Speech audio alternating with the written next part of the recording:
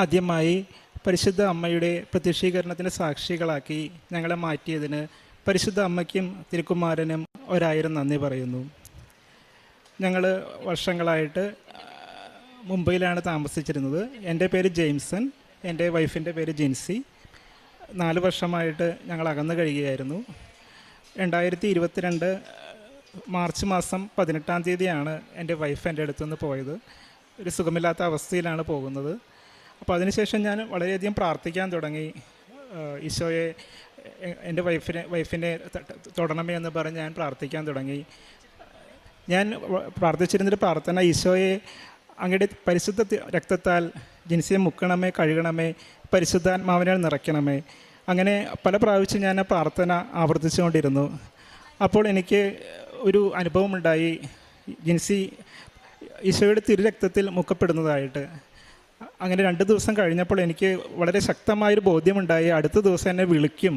അതുപോലെ തന്നെ അടുത്ത ദിവസം രാവിലെ 5:45 എന്നെ വിളിച്ചിട്ട് പറഞ്ഞു, I deeply regret, I am sorry എന്നൊക്കെ പറഞ്ഞ് എന്നെ വിളിച്ചു.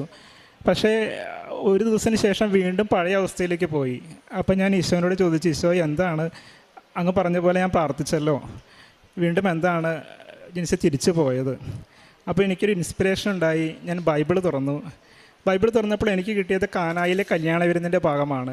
പരിശുദ്ധ അമ്മയുടെ മാധ്യസ്ഥത്തിൽ ഈശോ പ്രവർത്തിക്കുന്ന അത്ഭുതമായിരുന്നു അത്. അവൻ പറയുന്നത് പോലെ ചെയ്യുവൻ എന്നുള്ള അതേ വേർഡാണ് എനിക്ക് കിട്ടിയത്. അപ്പോൾ എനിക്ക് ഉടമ്പടിയെ പറ്റിയോ ഉടമ്പടിയുടെ ഒരു മെയിൻ വാക്യമാണ് അതെന്നൊന്നും എനിക്ക് അറിയില്ലായിരുന്നു. ഉടമ്പടിയിലേക്കാണ് പരിശുദ്ധ അമ്മ എന്നെ വിളിക്കുന്നതെന്ന് പോലും എനിക്കറിയില്ലായിരുന്നു. എനിക്ക് ഇത്രയും മനസ്സിലായുള്ളൂ, പരിശുദ്ധ അമ്മയുടെ മാധ്യസ്ഥത്തിൽ പ്രാർത്ഥിക്കണമെന്നാണ് ഈശോ ആഗ്രഹിക്കുന്നത്. അപ്പോൾ ഞാൻ എല്ലാ ദിവസവും പള്ളിയിൽ പോകുന്നുണ്ടായിരുന്നു. പള്ളിയിലെ കുർബാനയ്ക്ക് മുമ്പ് കൊന്തയുണ്ടായിരുന്നു. അപ്പോൾ കൊന്തയിൽ ഈ നിയോഗം സമർപ്പിച്ച് പ്രാർത്ഥിക്കുമായിരുന്നു. അങ്ങനെ പരിശുദ്ധ അമ്മയോടുള്ള പ്രാർത്ഥനയുമായി ഞാൻ മുമ്പോട്ട് പോകുമ്പോൾ, മധ്യസ്ഥതയിലുള്ള പ്രാർത്ഥനയുമായി മുമ്പോട്ട് പോകുമ്പോൾ, ഒരു ദിവസം ഞങ്ങൾ താമസിക്കുന്ന ആ നവി മുംബൈയിൽ അവിടെ ഞങ്ങൾ സീറോ മലബാർ റീത്തിൽപ്പെട്ടവരാണ്. ഞങ്ങളുടെ പള്ളിയിൽ ചൊവ്വാഴ്ചകളിൽ കുർബാനയില്ല. അതുകൊണ്ട് ചൊവ്വാഴ്ച ഞാൻ വൈകുന്നേരം നടക്കാനായിട്ട് ഇറങ്ങി. അപ്പം ഞാൻ ബസ്സിലാണ് പള്ളിയിൽ പോകുന്നത്. ബസ് വന്നു. അപ്പോൾ ഏതോ ഒരു ഫോഴ്സ് എന്നെ ആ ബസ്സിൽ കയറുവാനായിട്ട് നിർബന്ധിച്ചു. ഞാൻ ബസ്സിൽ കയറി. അപ്പോൾ ഞാൻ ഓർത്ത്, ഞാൻ എങ്ങോട്ട് പോകും, പള്ളിയിൽ കുർബാനയില്ലല്ലോ. അപ്പോൾ എനിക്ക് ഓർമ്മ വന്നു, ലാറ്റിൻ പള്ളിയിൽ കുർബാനയുണ്ടല്ലോ, അവിടെ പോകാം. അങ്ങനെ ലാറ്റിൻ പള്ളിയിൽ കുർബാനയ്ക്ക് പോയി. കുർബാന കഴിഞ്ഞപ്പോൾ ഒരു ബ്രദർ എന്നോട് വന്ന് ചോദിച്ചു, ലീജിയൻ ഓഫ് മേരിയിൽ ജോയിൻ ചെയ്യാവോ? അപ്പോൾ മാതാവിൻ്റെ മധ്യസ്ഥതയിൽ പ്രാർത്ഥിക്കണമെന്നുള്ള ഒരു മെസ്സേജ് കിട്ടിയിരുന്നതുകൊണ്ട് ഞാൻ ഒട്ടും മടിച്ചില്ല. ഞാൻ പറഞ്ഞു ജോയിൻ ചെയ്യാം. അന്ന് തന്നെ അവിടെ ഒരു മീറ്റിംഗ് നടക്കുന്നുണ്ടായിരുന്നു. അങ്ങനെ ഞാൻ ജോയിൻ ചെയ്ത് അങ്ങനെ കൂടുതലായിട്ട് ഉടമ്പടി എടുത്തിട്ടില്ലെങ്കിലും ഉടമ്പടിയുടെ നിബന്ധനകളെല്ലാം ഞാൻ പാലിക്കാൻ തുടങ്ങി. രോഗികളെ സന്ദർശിക്കുക, പാവപ്പെട്ടവരെ കാണുക, അതുപോലെ ഓൾഡ് ഏജ് ഹോമിലും വിശ്വാസമില്ലാത്തവരെ വിശ്വാസത്തിൽ ആഴപ്പെടുത്തുക, വിശ്വാസമില്ലാത്തവർക്ക് വിശ്വാസം കൊടുക്കുക. ഇതെല്ലാം ഉടമ്പടി നിബന്ധനകളാണെന്നൊന്നും എനിക്ക് അറിയില്ലായിരുന്നു. എങ്കിലും മാതാവ് എന്നെ ഉടമ്പടിയിലേക്ക് പോകുവാനുള്ള ഒരുക്കങ്ങൾ എന്നിൽ നടത്തുകയായിരുന്നു. അങ്ങനെ ഞങ്ങൾ ലീജിയൻ ഓഫ് മേരിയുടെ ഒരു റിക്രൂട്ട്മെൻറ്റ് ക്യാമ്പിന് വേറൊരു പള്ളിയിൽ പോയപ്പോൾ അവിടെ ഒരു ബ്രദറുമായി പരിചയപ്പെട്ടു. ആ ബ്രദർ ഇവിടെ വർഷങ്ങളായിട്ട് ഉടമ്പടി ജീവിതം നയിക്കുന്ന ഒരു സഹോദരനായിരുന്നു. ആ സഹോദരൻ എന്നോട് പറഞ്ഞു, തീർച്ചയായിട്ടും നിങ്ങളുടെ നിയോഗത്തിൽ മാതാവ് ഇടപെടും, അതുകൊണ്ട് കൃപാസനത്തിൽ വന്ന് ഉടമ്പടി എടുക്കുക, ഉടമ്പടി ജീവിതം നയിക്കാനായിട്ട്. എനിക്ക് കുറേ നേർച്ച വസ്തുക്കളൊക്കെ ആ സഹോദരൻ തന്നു. ഞാൻ ആ നേർച്ച വസ്തുക്കളെല്ലാം കൊടുത്തവർക്കെല്ലാം അത്ഭുതകരമായ ഇടപെടലുകൾ അവരുടെ എല്ലാം ജീവിതത്തിലുണ്ടായപ്പോൾ എനിക്ക് വളരെ ശക്തമായ ബോധ്യമായി. അങ്ങനെ ഞാൻ ഉടമ്പടി എടുക്കാമെന്ന് തീരുമാനത്തിലെത്തി. അങ്ങനെ ഞാൻ ട്രെയിൻ ടിക്കറ്റ് ബുക്ക് ചെയ്തു. ഞാൻ ഇവിടെ എത്തുന്നത് 2022 ഡിസംബർ 7-ാം തീയതിയാണ്. ഞാൻ ആ ഡേറ്റ് ഒന്നും നോക്കിയിട്ടല്ല ടിക്കറ്റ് എടുത്തത്. ഇവിടെ വന്നപ്പോഴാണ് എനിക്ക് മനസ്സിലാകുന്നത് മാതാവ് പ്രത്യക്ഷപ്പെട്ട ദിവസമാണ് ഡിസംബർ 7-ാം തീയതി എന്നുള്ളത്. ഇപ്പം ഞാനിവിടെ എത്തുമ്പോൾ VP ജോസഫ് അച്ഛനൊക്കെ പുറത്ത് കാത്തു നിൽക്കുകയാണ്, ബിഷപ്പൊക്കെ വരുന്നുണ്ടായിരുന്നു. അങ്ങനെ ആ ഒരു മാതാവിൻ്റെ പ്രത്യക്ഷീകരണ ദിനത്തിൽ തന്നെ ആദ്യമായിട്ട് ഈ പുണ്യഭൂമിയിൽ എത്തുവാനും ഉള്ള കൃപ എനിക്ക് ദൈവം തന്നതിന് ദൈവത്തിന് നന്ദി പറയുന്നു. അടുത്ത ദിവസം ഡിസംബർ 8-ാം തീയതി മാതാവിൻ്റെ അമലോത്ഭവ തിരുനാളിൻ്റെ അന്ന് ആദ്യമായി എൻ്റെ ആദ്യത്തെ ഉടമ്പടി എടുക്കുകയാണ്. അങ്ങനെ ഉടമ്പടി എടുത്തതിന് ശേഷമാണ് ഞാൻ എറണാകുളത്തുള്ള എൻ്റെ വീട്ടിലേക്ക് തന്നെ പോകുന്നത്. ഞാൻ ഡയറക്റ്റ് ഇങ്ങോട്ട് വരികയായിരുന്നു. ഇവിടെ നിന്ന് ഞാൻ മാതാവിൻ്റെ രൂപവും നേർച്ച വസ്തുക്കളെല്ലാം വാങ്ങിച്ച് എൻ്റെ വീട്ടിൽ കൊണ്ടുപോയി. അപ്പോഴാണ് അവർ തന്നെ അറിയുന്നത് ഞാനിവിടെ വന്നു ഉടമ്പടി എടുത്തെന്നൊക്കെ അറിയുന്നത്. അടുത്ത ദിവസം തന്നെ തിരിച്ചു പോകാനുള്ള ടിക്കറ്റ് ഉണ്ടായിരുന്നു. തിരിച്ച് ഞാൻ മുംബൈയിലേക്ക് പോകുമ്പോൾ ട്രെയിനിൽ വെച്ച് ഒരു ശബ്ദം കേട്ടു, മാതാവിൻ്റെ സ്വരം, നമ്മൾ ഒരുമിച്ച് മുൻപോട്ട് പോകും. അപ്പോൾ എനിക്ക് തീർച്ചയായിട്ടും ബോധ്യമായി, സാക്ഷ്യങ്ങളിലെല്ലാം കേൾക്കുന്ന പോലെ ഉടമ്പടിയിൽ ഏറ്റവും അധികം നമുക്ക് ലഭിക്കുന്നത് മാതാവിൻ്റെ സാന്നിധ്യമാണ്. ആ സാന്നിധ്യം എനിക്ക് ലഭിച്ചപ്പോൾ എനിക്ക് ഉറപ്പായി മാതാവ് എൻ്റെ കൂടെയുണ്ട്, എൻ്റെ നിയോഗം പൂർത്തീകരിക്കാനായിട്ട് മാതാവ് എന്നെ സഹായിക്കുമെന്ന്. അങ്ങനെ ഞാൻ ഉടമ്പടി നിബന്ധനകൾ അനുസരിച്ച് ജീവിക്കാൻ തുടങ്ങി. 2 ആഴ്ച കൂടുമ്പോൾ കുമ്പസാരിക്കാനും എല്ലാ ഉടമ്പടി നിബന്ധനകളും കൃത്യമായി പാലിക്കാൻ തുടങ്ങി. അതിനുശേഷം എൻ്റെ ആത്മീയ ജീവിതത്തിൽ ഒരുപാട് വളർച്ചയുണ്ടായി. വീണ്ടും 3 മാസങ്ങൾക്ക് ശേഷം ഞാൻ ഉടമ്പടി പുതുക്കിയതിന് ശേഷം കൂടുതലായിട്ട് ആത്മീയ ജീവിതത്തിൽ വളരാനായിട്ടുള്ള കൃപയാണ് എനിക്ക് മാതാവ് തന്നത്. അതിനുശേഷം അച്ഛനെ കാണാനായിട്ട് ടോക്കൺ എടുത്തു. ആ ടോക്കണിൽ എഴുതിയിരുന്നത് അകന്നു കഴിയുന്ന ദമ്പതികളെ ഒരുമിപ്പിക്കുമെന്ന് മാത്രമായിരുന്നു. പക്ഷേ അച്ഛൻ അത് വായിച്ചിട്ട് ചോദിച്ചു എന്നോട്, വൈഫിൻ്റെ പേരെന്താണ്? ഞാൻ ജിൻസി എന്ന് പറഞ്ഞു. ജിൻസി തിരിച്ചു വരാനുള്ള ഒരു മാനസികാവസ്ഥയിലാകട്ടെ സാക്ഷ്യം പറയണമെന്ന് അച്ഛൻ പറഞ്ഞു. എനിക്ക് വെഞ്ചരിച്ച ഒരു മാതാവിൻ്റെ കാശുരൂപം തന്നു. ആ കാശുരൂപം എങ്ങനെ കൊടുക്കുമെന്ന് പോലും എനിക്കറിയില്ല, കാരണം ഞാൻ ഇതുമായിട്ട് ചെന്നാൽ അവർ അക്സെപ്റ്റ് ചെയ്യില്ല. അപ്പോൾ എങ്ങനെ ഈ കാശുരൂപം എൻ്റെ വൈഫിന് കൊടുക്കും, കഴുത്തിലിടണമെന്നാണ് ദൈവം ആഗ്രഹിക്കുന്നത്, മാതാവ് ആഗ്രഹിക്കുന്നതെന്ന് എനിക്ക് ഉറപ്പായിരുന്നു. ഞാൻ തിരിച്ച് മുംബൈയിൽ എത്തിയതിന് ശേഷം 2 ആഴ്ചയ്ക്കകം എൻ്റെ വൈഫും വീട്ടുകാരും ഞങ്ങൾ താമസിച്ചിരുന്ന ഫ്ലാറ്റിൽ വന്നു. അവർ വന്നത് തിരിച്ചു വരാനൊന്നും ആയിരുന്നില്ല. അവർക്ക് കോടതിയിൽ ഡിവോഴ്സ് കേസിന് പോകാനായിട്ട് പ്രോപ്പർട്ടിയുടെ പേപ്പർ ചോദിക്കാനായിരുന്നു. അപ്പോൾ ഞാൻ പറഞ്ഞു, പ്രോപ്പർട്ടിയുടെ പേപ്പർ തരാം, പക്ഷേ ഈ കാശുരൂപം ജിൻസിയുടെ കഴുത്തിലിടണം, അതുപോലെ നമ്മൾ ഒരുമിച്ച് പ്രത്യക്ഷീകരണ പ്രാർത്ഥന ചൊല്ലണം എന്ന നിബന്ധന പാലിക്കാമെങ്കിൽ മാത്രമേ ഞാൻ പ്രോപ്പർട്ടി പേപ്പർ തരികയുള്ളൂ എന്ന് പറഞ്ഞു. അങ്ങനെ ഞങ്ങൾ ഒരുമിച്ച് പ്രത്യക്ഷീകരണ പ്രാർത്ഥന ചൊല്ലി. അതുപോലെ തന്നെ മാതാവിൻ്റെ കാശുരൂപം ജിൻസി കഴുത്തിൽ മാലയിൽ അത് ഇടാമെന്ന് സംബന്ധിച്ച് അപ്പോൾ തന്നെ ഇടുകയും ചെയ്തു. അങ്ങനെ അന്ന് അവർ പോയി. അതിനുശേഷം വീണ്ടും ഒക്ടോബറിൽ ഞാൻ ഉടമ്പടി പുതുക്കിയതിന് ശേഷം മാതാവ് എനിക്ക് മെസ്സേജുകൾ തരാൻ തുടങ്ങി. മാതാവിൻ്റെ ദർശനം എനിക്ക് തന്നു, സുഗന്ധാഭിഷേകമുണ്ടായി, വചനത്തിലൂടെ മാതാവ് സംസാരിക്കാൻ തുടങ്ങി, പരിശുദ്ധാത്മാവ് സംസാരിക്കാൻ തുടങ്ങി. അങ്ങനെ എന്നോട് ദൈവം സംസാരിച്ചത് എങ്ങനെയാണ്, ഇതൊരു നഷ്ടമല്ല, കൂടുതലായിട്ട് അഭിഷേകം ചെയ്യാനാണ് എന്നെ ദൈവം ഈ കാലയളവ് എനിക്ക് നൽകിയതെന്നാണ്. അങ്ങനെ 2023 കടന്നുപോയി. 2024 ജനുവരിയിൽ വീണ്ടും ഉടമ്പടി പുതുക്കി. അപ്പോൾ എനിക്ക് മാതാവ് ഒരു മെസ്സേജ് തന്നു, കുരുക്കുകൾ അഴിക്കുന്നതായിട്ട്. അങ്ങനെ ഈ മെസ്സേജുകൾ കിട്ടിക്കൊണ്ടിരുന്നത് കൊണ്ട് ഉടമ്പടി ജീവിതത്തിന് മുമ്പോട്ട് പോകുവാനും ആ വിശ്വാസത്തിൽ എൻ്റെ വൈഫ് തിരിച്ചു വരുമെന്നുള്ള ആ പ്രത്യാശയിൽ മുമ്പോട്ട് പോകാനും അതൊരു വളരെ എന്നെ സഹായിച്ചിരുന്നു. കാരണം മാതാവ് സാന്നിധ്യം കൊണ്ടും മെസ്സേജ് കൊണ്ടും എന്നെ ആ വിശ്വാസത്തിൽ ഉറപ്പിച്ചിരുന്നു. അങ്ങനെ 2024 എനിക്ക് കോർട്ടിൽ നിന്ന് നോട്ടീസ് കിട്ടി. അത് ഡിവോഴ്സിനുള്ള നോട്ടീസായിരുന്നു. അപ്പോൾ ഞാൻ അതിനുവേണ്ടി നാട്ടിൽ വന്നു. വീണ്ടും ഉടമ്പടി പുതുക്കി. കോർട്ടിലേക്ക് പോകുന്നതിന് മുമ്പായിട്ട് എൻ്റെ മനസ്സിലൊരു പാട്ട് വരുന്നുണ്ടായിരുന്നു. യേശുവിൻ അമ്മേ മാതാവേ, അരുമസുതർക്ക് ആലംബമേ, ഇരുകൈകൾ നീട്ടി നീ വിളിക്കുന്നത് ഞങ്ങളെയല്ലയോ. അത് പാട്ട് എൻ്റെ മനസ്സിൽ വന്നപ്പോൾ ഞാൻ പോയിക്കൊണ്ടിരിക്കുകയാണ്. അപ്പോൾ എനിക്ക് മനസ്സിലായി, ഞങ്ങളെ കൃപാസന മാതാവ് സാക്ഷ്യം പറയുവാനായിട്ട് കൃപാസനത്തിലേക്ക് വിളിക്കുകയാണെന്ന്. അപ്പോൾ ഞാൻ ഓർത്തു, ഇരിങ്ങാലക്കുടയിലാണ് കോർട്ട്, അപ്പോൾ രാവിലെ പോകണം, കൊടുങ്ങല്ലൂർ ചെന്ന് ബ്രേക്ക്ഫാസ്റ്റ് കഴിക്കാം എന്ന് വിചാരിച്ചു. പക്ഷെ വൈറ്റിലെത്തിയപ്പോൾ എനിക്ക് ഭയങ്കര വിശപ്പ് തോന്നി. ഞാൻ അവിടെ ഒരു മുസ്ലിങ്ങളുടെ റെസ്റ്റോറൻറ്റിൽ കയറി. ഞാൻ അവിടെ ഇരുന്ന് ആ ടേബിളിൻ്റെ മുമ്പിൽ ഇരുന്നപ്പോൾ നേരെ മുകളിലേക്ക് നോക്കിയപ്പോൾ കണ്ടത് ഒരു മാതാവിൻ്റെ രൂപമാണ്. ആ മാതാവിൻ്റെ രൂപം അപ്പോൾ എനിക്ക് ഉറപ്പായി, ആ പാട്ട് എനിക്ക് കിട്ടിയത് മാതാവ് തൻ്റെ സാന്നിധ്യം കൊണ്ട് സാന്നിധ്യം എനിക്ക് തരുന്നതാണെന്നും ആ റെസ്റ്റോറൻറ്റ് വൈറ്റിലിൽ നിന്ന് ആലപ്പുഴയ്ക്ക് പോകുന്ന റൂട്ടിലാണ്. അപ്പോൾ കൃപാസന മാതാവ് സാക്ഷ്യം പറയുവാനായിട്ട് ഞങ്ങളെ വിളിക്കുന്നതാണെന്ന് എനിക്ക് ഉറപ്പായി. അങ്ങനെ ആദ്യമായി ഞാൻ കോർട്ടിലെത്തി. കൗൺസിലിങ്ങിനാണ് പോകുന്നത്. അവിടെ ഞാൻ കോർട്ടിൽ ഉപ്പിട്ടു, വിശ്വാസ പ്രമാണം ചൊല്ലി ഉപ്പിട്ട് പ്രാർത്ഥിച്ചു. അങ്ങനെ ആ കൗൺസിലിംഗ് ഒക്കെ ഫെയിലായി. അത് കോർട്ടിലേക്ക് പോയി. 1 മാസത്തിന് ശേഷം കോർട്ടിൽ വന്നു. കോർട്ടിൽ ജഡ്ജി അത് ഇവരുടെ അഡ്വക്കേറ്റിനോട് ചോദിച്ചു മീഡിയേഷന് പോകാനായിട്ട് താല്പര്യമുണ്ടോയെന്ന്. അപ്പോൾ അവരുടെ അഡ്വക്കേറ്റ് പറഞ്ഞു, എൻ്റെ വൈഫിൻ്റെ ഭാഗത്തുള്ള അഡ്വക്കേറ്റ് പറഞ്ഞു ഇല്ല, മീഡിയേഷന് പോകണ്ടെന്ന് പറഞ്ഞു.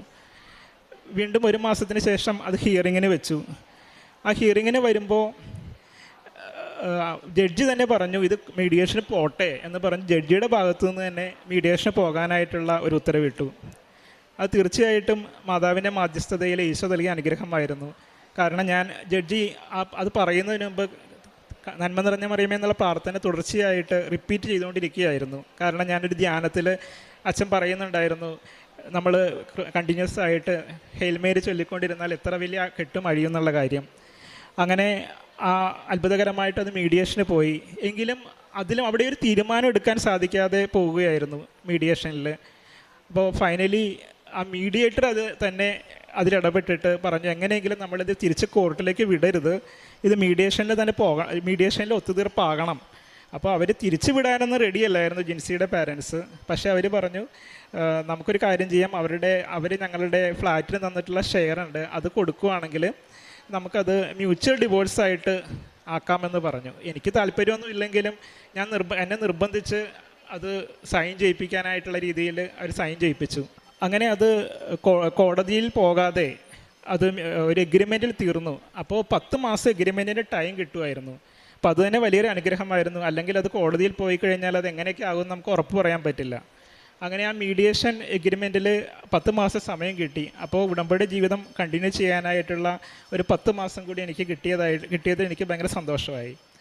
അങ്ങനെ അടുത്ത ഉടമ്പടി പുതുക്കൽ വരുന്നതിന് മുമ്പായിട്ട് 2025 അഖണ്ഡ ജപമാല റാലിയിൽ ഞാൻ സംബന്ധിക്കുന്നതോടുകൂടിയാണ് എനിക്ക് ഒരുപാട് ഏറ്റവും വലിയ രീതിയിലുള്ള ഒരു ഡിവൈൻ എക്സ്പീരിയൻസ് ഉണ്ടാകുന്നത്. അതിനുശേഷം എനിക്ക് വളരെ ഉറപ്പായി മാതാവ് ഈ കാര്യത്തിൽ ഇടപെടുന്നതായിട്ട്.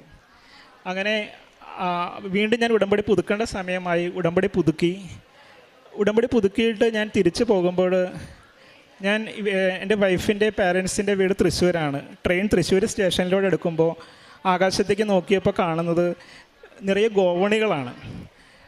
ഒരു മാതാവിൻ്റെ ഒരു പാട്ടിൽ നമ്മൾ പാടുന്നുണ്ട്, സ്വർഗവും ഭൂമിയും കൂട്ടി വിളക്കും യാക്കോബിൻ ഗോവണി നീ.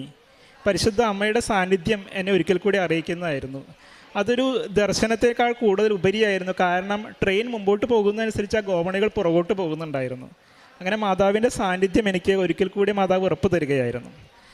അതിനുശേഷം ഫെബ്രുവരി 23 മ്യൂച്വൽ ഡിവോഴ്സിൻ്റെ ഡേറ്റ് തന്നിരുന്നത്. ആ ഡേറ്റിനോട് അടുക്കുമ്പോൾ എനിക്ക് ഉറപ്പുണ്ടായിരുന്നു അത് നടക്കില്ല, കാരണം അത് ദൈവഹിതമല്ല. കാരണം ദൈവം വചനങ്ങളിലൂടെയും പല വ്യക്തികളിലൂടെയും എല്ലാം എനിക്ക് ഉറപ്പ് തന്നിരുന്നു ദൈവം നിങ്ങൾ ഒരുമിപ്പിക്കുന്നതായിട്ട്. അങ്ങനെ ഒരാഴ്ച മാത്രം ആ മ്യൂച്വൽ ഡിവോഴ്സിൻ്റെ ഡേറ്റിന് ബാക്കിയുള്ളപ്പോൾ അതിന് മുമ്പായിട്ട് ഒരാഴ്ച മുമ്പായിട്ട് ജിൻസിയുടെ ബ്രദർ എന്നെ വിളിക്കുകയായിരുന്നു. ബ്രദർ വിളിച്ചിട്ട് പറഞ്ഞു എനിക്ക് ശക്തമായ ഒരു ഫോഴ്സിങ് ഉണ്ടാകുന്നു, നിങ്ങൾ സെപ്പറേറ്റ് ആകാൻ പാടില്ല, നിങ്ങൾ ഒന്നിക്കാനായിട്ട്, അതുകൊണ്ട് നിങ്ങൾ രണ്ടുപേരും സംസാരിക്കണം. അങ്ങനെ അന്ന് മുതൽ വീണ്ടും ഞങ്ങൾ സംസാരിക്കാൻ തുടങ്ങി. അങ്ങനെ സംസാരിച്ച് വന്നപ്പോൾ പുള്ളിക്കാരത്തിനെ ദൈവം ടച്ച് ചെയ്തു. ഏതൊരു സ്പിരിച്വൽ ടോക്ക് കേട്ടുകൊണ്ടിരിക്കുമ്പോൾ ഈശോയുടെ തിരുരക്തത്തിൻ്റെ സ്പർശനം പുള്ളിക്കാരത്തേക്ക് കിട്ടുകയും അങ്ങനെ പുള്ളിക്കാരത്തി എൻ്റെ അടുത്തേക്ക് തിരിച്ചു വരാനുള്ള തീരുമാനം എടുക്കുകയും ചെയ്തു. അങ്ങനെ ഫെബ്രുവരി 19 തൃശ്ശൂർ ഞാൻ ഇവരുടെ വീട്ടിൽ ചെന്ന് പുള്ളിക്കാരത്തിയായിട്ട് തിരിച്ച് നേരിട്ട് കൃപാസനത്തിലേക്കാണ് വന്നത്. എറണാകുളത്താണ് ഞങ്ങളുടെ നാട്ടിലെ വീട്. എങ്കിലും അവിടേക്ക് പോകാതെ ഡയറക്റ്റ് കൃപാസനത്തിലേക്ക് വന്നു. എൻ്റെ ഉടമ്പടി പുതുക്കേണ്ട സമയമായിരുന്നു. അപ്പം ഞങ്ങളിവിടെ ഒരു റൂം എടുത്ത് ഒരു ദിവസം ഇവിടെ സ്പെൻഡ് ചെയ്തു, ഉടമ്പടിയൊക്കെ പുതുക്കി.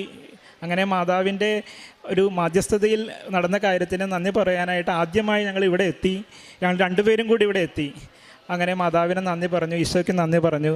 അങ്ങനെ ഞങ്ങൾ തിരിച്ച് എറണാകുളത്തേക്ക് പോയി. ഈ കാലയളവിനെല്ലാം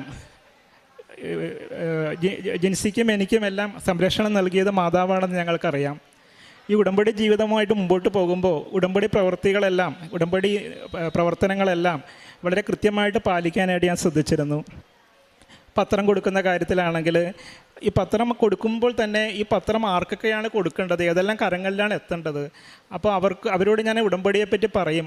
അവരുടെ പ്രശ്നങ്ങളെല്ലാം കേട്ടിട്ട് അവരോട് ഞാൻ പറയും, ദൈവം എനിക്ക് പറഞ്ഞു തരും ഈ വ്യക്തി ഉടമ്പടി എടുക്കണമെന്നാണ് ദൈവം ആഗ്രഹിക്കുന്നത്.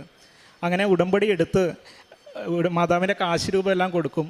അതുപോലെ മഹാരാഷ്ട്രയിൽ നിന്നും മലയാളികളല്ലാത്ത സഹോദരങ്ങളെ ഞാനിവിടെ കൊണ്ടുവന്ന് ഹിന്ദി, ഇംഗ്ലീഷ് ഉടമ്പടിയെല്ലാം എടുക്കാനായിട്ട് അവരെ സഹായിച്ചിട്ടുണ്ട്. അതുപോലെ ഓൾഡ് ഏജ് ഹോമുകളിലും പ്രായമുള്ള ആളുകളുടെ വീടുകളിലെല്ലാം സന്ദർശിച്ച്, ആശുപത്രികളിലെല്ലാം സന്ദർശിച്ച് അവർക്ക് വേണ്ടി പ്രാർത്ഥിക്കുകയും അവരോടൊപ്പം ടൈം സ്പെൻഡ് ചെയ്യുകയും ചെയ്തിട്ടുണ്ട്. പിന്നെ ഉടമ്പടി ഉപ്പ്, ഉടമ്പടി തേൻ, ഇങ്ങനെയുള്ള നേർച്ച വസ്തുക്കൾ ളുടെ ഉപയോഗം വഴി ഒരുപാട് അത്ഭുതങ്ങൾ മാതാവിൻ്റെ മധ്യസ്ഥയിൽ നടന്നിട്ടുണ്ട്. പല വ്യക്തികളും മരണത്തിലേക്ക് പോകുന്ന അവസ്ഥകളിൽ അവർക്ക് തേനും അതുപോലെ കാശുരൂപം എല്ലാം അവർക്ക് കൊടുക്കുമ്പോൾ അവരതിൽ നിന്ന് അത്ഭുതകരമായിട്ട് രക്ഷപ്പെടുന്ന ഒരുപാട് സന്ദർഭങ്ങൾ ഉണ്ടായിട്ടുണ്ട്. 2 ആഴ്ച കുടുംബ കുമ്പസാരിക്കുക, വചനം വായിക്കുക, വചനാഭിഷേകത്തിൽ വളരുക, അതുപോലെ ഇല്ലാത്തവർക്ക് വിശ്വാസം കൊടുക്കുക, അതുപോലെ ഉള്ളവരെ ആഴപ്പെടുത്തുക, ഇതിനെല്ലാം എന്നെ സഹായിച്ചിട്ടുണ്ട്. ഇനി ജിൻസിയെ 2 വാക്ക് പറയുന്നതായിരിക്കും. I am Jinsi Jameson. I'm wife of Jameson Francis. Actually, I would like to express my gratitude towards Kribasana Mother Mary, because she has liberated me from separation from my husband. Actually, I was living very depressing life with my parents, actually, because we were separated for 4 years. And currently I am now back with my husband. I am very grateful to Kribasana Mother Mary and Jesus especially, and I am very much happy to come back. Thank you so much. Thank you. കഴിഞ്ഞ 4 വർഷക്കാലം ഞങ്ങളെ സംരക്ഷിക്കുകയും അവസാനം ഞങ്ങളെ ഒന്നിപ്പിക്കുകയും ചെയ്ത കൃപാസന മാതാവിനും തിരുക്കുമാരനും 1000 നന്ദി പറയുന്നു. അവർ ഇനി 2 അല്ല, ഒരേ ശരീരമാണ്. ദൈവം ചേർത്തതിനെ മനുഷ്യന് വേർപെടുത്തരുത്. മത്തായിയുടെ സുവിശേഷം 19-ാം അധ്യായം 6-ാം വചനമാണ്. ദൈവം ചേർക്കുന്ന ബന്ധമാണ് വിവാഹം. അത് ഒരു മനുഷ്യ തീരുമാനം മാത്രമല്ല, ദൈവത്തിൻ്റെ ഒരു പദ്ധതിയാണ്. ദൈവം ചേർത്ത ബന്ധം നമ്മൾ തകർക്കാൻ പാടില്ല. ഇത് വിശ്വാസവും സഹനവും ക്ഷമയും ആവശ്യപ്പെടുന്ന ഒരു ബന്ധമാണ്. ഉടമ്പടിയിലൂടെ ദൈവം നമ്മോട് ഒരു ആത്മീയ ബന്ധം സ്ഥാപിക്കുന്നു. ആ ബന്ധമാണ് വിവാഹ ജീവിതത്തിൽ നമ്മൾ പരസ്പരം ആ ബന്ധം, ആത്മീയ ബന്ധം തന്നെയാണ് ഷെയർ ചെയ്യുന്നത്. വിവാഹം പോലെ തന്നെയാണ് ദൈവത്തോടുള്ള ഈ ഉടമ്പടിയും വേർപെടാതെ നിലനിർത്തേണ്ട ഒരു ബന്ധമാണ്. പ്രയാസങ്ങൾ വന്നാലും ബുദ്ധിമുട്ടുകൾ വന്നാലും പ്രശ്നങ്ങളുടെ ഇടയിലും പ്രാർത്ഥനയിൽ നിലനിൽക്കുമ്പോൾ ദൈവം നമ്മുടെ കൂടെയാണ്. ദൈവം ചേർത്ത ബന്ധങ്ങൾ വിശുദ്ധവും ശാശ്വതവുമായ ഒരു ബന്ധമാണ്. അത് സംരക്ഷിക്കുവാനായിട്ട് പരിശുദ്ധ അമ്മ, കൃപാസന അമ്മയാണ് നമ്മെ ഓരോരുത്തരെ സഹായിക്കുന്നത്. ഈശോയും അമ്മയും സ്നേഹിച്ച് യോജിപ്പിച്ച ഒരു നല്ല ഒരു ദൈവിക ബന്ധത്തെ പറ്റിയാണ്, ദൈവാനുഭവത്തെ പറ്റിയാണ്, പ്രത്യക്ഷീകരണത്തിൻ്റെ സാക്ഷ്യമാണ് ജെയിംസണും ഭാര്യ ജിൻസിയെ നമ്മളോട് ഷെയർ ചെയ്തത്. ഉൽപ്പത്തി പുസ്തകം 28-ാം അധ്യായം 15-ാം വചനം, യാക്കോബിൻ്റെ ദൈവം പറഞ്ഞു, ഞാൻ നിന്നോട് കൂടെ ഉണ്ടായിരിക്കുമെന്നാണ്. ഉടമ്പടി മക്കളുടെ ജീവിതത്തിലും എപ്പോഴും ദൈവം കൂടെയുണ്ടെന്നുള്ള ഒരു സാന്നിധ്യമാണ് നമുക്ക് ലഭിക്കുന്നത്. എന്ത് പ്രതിസന്ധികൾ വന്നാലും ഒന്നും മുന്നോട്ട് പോകുന്നില്ല എന്ന് വിചാരിക്കുമ്പോഴും ഈശോയും അമ്മയും നമ്മുടെ കൂടെ നിന്ന് നമ്മുടെ കൈ പിടിച്ച് മുന്നോട്ട് കൊണ്ടുപോകുന്നതാണ്. ദൈവ സാന്നിധ്യത്തിന് ഒരു ഉറപ്പാണ് ഉടമ്പടി മക്കളുടെ ജീവിതത്തിൽ. ദൈവം നമ്മുടെ കൂടെ നടക്കുന്നുണ്ട്, കൂടെ ഉണ്ട് എന്നുള്ളൊരു ഉറപ്പ്. സ്വർഗവും ഭൂമിയും തമ്മിലുള്ള സ്നേഹബന്ധത്തിൻ്റെ വഴിയാണ് പരിശുദ്ധ അമ്മ നമ്മിലേക്ക് തുറന്നു തരുന്നത്. കൃപാസനത്തിൽ മാതാവിലൂടെ, പരിശുദ്ധ അമ്മ കൃപാസനം അമ്മയിലൂടെ നാം ഈശോയിലേക്ക് എത്തുകയാണ്. അത് ഈ മകൻ പറഞ്ഞ പോലെ യാക്കോബിൻ്റെ ഗോവണി പോലെയാണ് പരിശുദ്ധ അമ്മ നമുക്ക് വേണ്ടി മധ്യസ്ഥം വഹിക്കുന്നത്. പരിശുദ്ധ അമ്മയോട് ചേർന്ന് നിൽക്കുമ്പോൾ ആ വാതിൽ തുറന്ന്, ഭൂമിയും സ്വർഗവും തമ്മിലുള്ള ബന്ധം ദൈവം തുറന്നു തരുന്ന ആ വാതിലിലേക്കാണ് പരിശുദ്ധ അമ്മ, കൃപാസന അമ്മ നമ്മെ കൊണ്ടുപോകുന്നത്. 4 വർഷത്തെ കാത്തിരിപ്പിന് ശേഷം ജെയിംസിനെയും ജിൻസിയെയും കൂട്ടിയോജിപ്പിച്ച ആ ദൈവമാണ് നമ്മുടെ കൂടെയുള്ള ആ ദൈവം. സംരക്ഷിക്കുന്ന അമ്മയാണ് കൃപാസനം അമ്മ. നമ്മുടെ ജീവിതത്തിലും പ്രതീക്ഷ നഷ്ടപ്പെടാതെ ഉടമ്പടി ജീവിതത്തിൽ കൂടുതൽ തീക്ഷ്ണതയോടെ, കൂടുതൽ വിശ്വാസത്തോടെ, വിശ്വസ്തയോടെ നമുക്ക് നമ്മുടെ ഉടമ്പടി ജീവിതം മുന്നോട്ട് നയിക്കാം. നമ്മളെ കൂട്ടി യോജിപ്പിക്കുന്ന, നമ്മൾ ദൈവത്തോട് ചേർത്ത് പിടിക്കുന്ന, നമ്മുടെ കുടുംബ ജീവിതത്തിൽ ചേർത്ത് പിടിപ്പിക്കുന്ന ആ ദൈവമാണ് നമ്മുടെ കൂടെയുള്ളത്. ഉടമ്പടി മക്കളുടെ ജീവിതത്തിലും ഈ മകൻ്റെ ജീവിതത്തിൽ വഴിയൊരുക്കി തന്നത് ഓരോ രീതിയിലും ഓരോ വ്യക്തികളിൽ കൂടെ ഓരോ സാഹചര്യങ്ങളിൽ കൂടെ വഴിയൊരുക്കി തന്ന ആ അമ്മയാണ് കൃപാസന അമ്മ. സമയച്ചുരുക്കത്തിൻ്റെ മേൽ സമയത്തിൻ്റെ മേൽ അധികാരമുള്ള ആ അമ്മയാണ്. 4 വർഷത്തിന് ശേഷം ഈ മക്കൾ ഉടമ്പടി എടുത്ത് പ്രാർത്ഥിച്ചതിൻ്റെ ഫലമായിട്ട് മാത്രമാണ് ഈ മക്കളുടെ ജീവിതത്തിൽ ഒരു പുതിയ വഴി തുറന്നു കൊടുത്തത്.